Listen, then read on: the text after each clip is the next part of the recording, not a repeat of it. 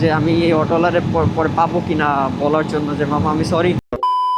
আসলে কি সবথেকে ভালো যে ক্যারেক্টারিস্টিক্স আপনি ডেভেলপ করতে পারেন অ্যাজ আ রাইডার সেটা হচ্ছে আপনার ভুল আপনি স্বীকার করে যত তাড়াতাড়ি সম্ভব, ধরেন আপনি একটা ভুল করে ফেলছেন, যেরকম আমি করতেছিলাম একটু আগে ওই যে বাস দুইটারে ওভারটেক করার জন্য। বেশি না, 1-1.5 কিলো মনে হয় আমি ওদের পেছনে পেছনে ছিলাম। তো সব মিলায় কত 3 মিনিটের ব্যাপার। 3 মিনিটের ধৈর্য আমার কুলায় নাই।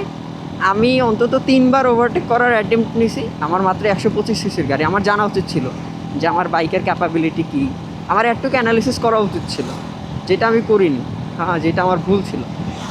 তো এই যে ব্যাপারটা আমি পার্সোনালি মনে করি অ্যাজ আ রাইডার হিসাবে আপনার আপনি যদি আপনার নিজের রাইডার কল করেন আর কি, তাহলে আপনার দ্বারা যে কোনো ভুল ডিসিশন নেওয়ার পর বা ভুল হওয়ার পরে যত তাড়াতাড়ি সম্ভব বা যত কম সময়ের মধ্যে আপনি সেটা স্বীকার করে নেন, নিজে মেনে নেন, তারপরে সেটারে ঠিক করেন।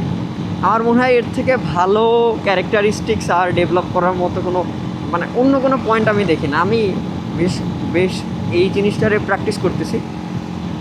মাস 2 আগে যখন আমি ভিডিও বানানো শুরু করছিলাম তখন আমার মানে লাইক মানে অ্যাঙ্গার লেভেল খুব বেশি ছিল, বাট সেটার আমি বেশ খানিকটা কন্ট্রোল করে ফেলছি আলহামদুলিল্লাহ।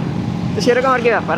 এর আগেও একবার সিটিতে আমার চালানোর সময় এক অটোওয়ালার সাথে আমার একটু কথা কাটাকাটি হয়েছিল, বাট পরবর্তীতে আমি যখন ভিডিওটা দেখলাম বাসায় গিয়ে, তখন হচ্ছে আমি দেখলাম যে সেটা হচ্ছে আমার দোষ ছিল, মানে আমার ভুল ছিল। আমি ছোট্ট কিছু পয়েন্ট ছিল যেগুলো আমি নোটিস করি, যার কারণেই ওই অ্যাক্সিডেন্টটা হইতে নিছিল আর কি।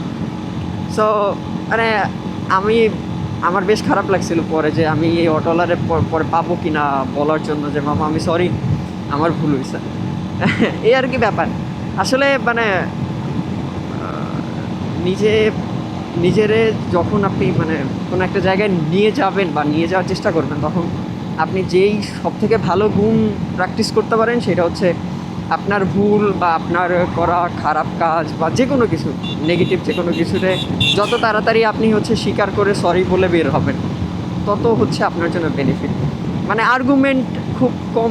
এখন আমি বুঝতে পারতেছি যে আমার বাবা চাচা বা মানে আমাদের সিনিয়র যারা আছেন ওনারা কেন মানে ঝগড়াঝাটি পছন্দ করেন না। ওনারা কেন বলেন যে আচ্ছা ঠিক আছে আমরাই মাপ চেয়ে নিচ্ছি, আমরাই সরি, ভুল যার হোক আমি সরি বলে দিচ্ছি। বা ছোটোবেলায় আমি কোনো ঝামেলা করলে আব্বু আমার গিয়ে মারত যে তুই কেন গেছিস ওদের সাথে ঝামেলা করতে। তো তখন আমি বেশ মনে মনে আব্বুর উপরে রাগ হইতাম যে আমি দোষ করলাম না, তাও আমারই তুমি মারতেছো কেন। বাট এখন আমি বুঝতে পারতেছি যে আলটিমেটলি ওইসব জিনিসপত্র ম্যাটার করে না। হ্যাঁ, আমি একজন অটোওয়ালার সাথে মানে আর্গুমেন্ট করিয়া জিতে খুব বেশি আমি আমার মানে জীবনের উন্নতি হয় না। এর মানে এটা খুবই লেম একটা কাজ। ওকে, সো আমি এই ভিডিওটা আপলোড দিব এবং আমি এই ভিডিওটা রাখবো আমার চ্যানেলে, কারণ এটা বারবার আমার মনে করাই দিবে যে এরকম চিন্তা করা খুব বেশি প্রয়োজন, আমাদের খুব বেশি প্রয়োজন।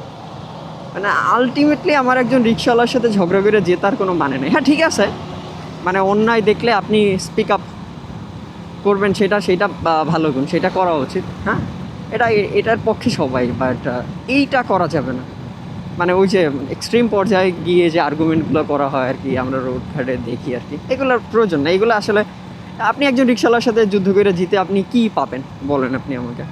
একজন অটোওয়ালার সাথে মানে চিল্লাপাল্লা করে বা ওরে মাইরা ধুইরে আপনি কী পাবেন, মানে আপনার জীবনে কী ভ্যালু অ্যাড হচ্ছে নতুন করে। সো এইটাই আর কি ব্যাপার। আমার এই রিয়েলাইজেশনটা আমি চাই আমি আজীবন রাখি। আমি যতদিন আল্লাহ আমারে অ্যাজ আ রাইডার হিসাবে মানে বাইক চালানোর সক্ষমতা দিয়ে রাখবেন আর কি, ততদিন আমি চাই আমার মধ্যে এই ক্যারেক্টারিস্টিক্স এবং এই বিহেভিয়ারটা থাকুক।